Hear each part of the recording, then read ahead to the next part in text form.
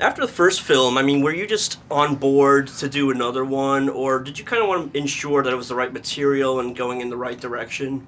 Did your voice get louder? Yes. It did. It did. That's insane. Yeah.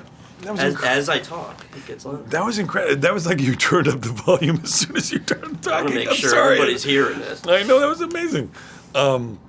What was the question? Were you on board for a sequel, like, kind of no matter what? Or was it like you wanted to make sure the material was right? Well, contractually, I was on board no matter what. How about that? Right. But you know what? I knew that.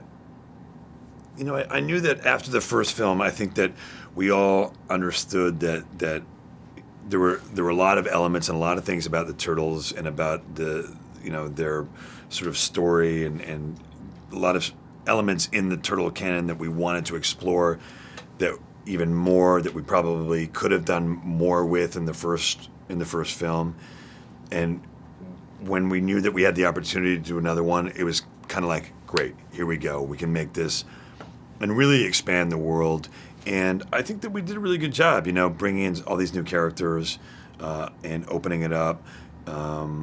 You've got Casey Jones and, you've got Laura Linney and Tyler Perry and all these great people. And plus then on the villain side, bringing in the Krang, which I love Krang. It's always one of the funniest villains to me, just like this brain that can be shoved in anywhere. It's so, I don't know, it's just interesting.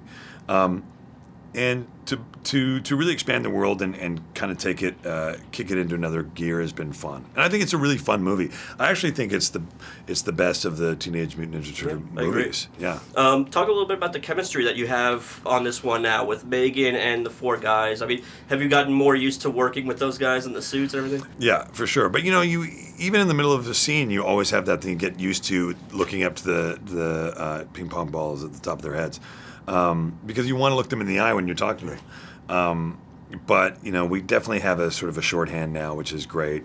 Megan and I have made a few films together now, so I probably know her just as well as anybody probably on the planet. And so it's fun to be able to show up on a movie. We had so many of the same elements back on this one.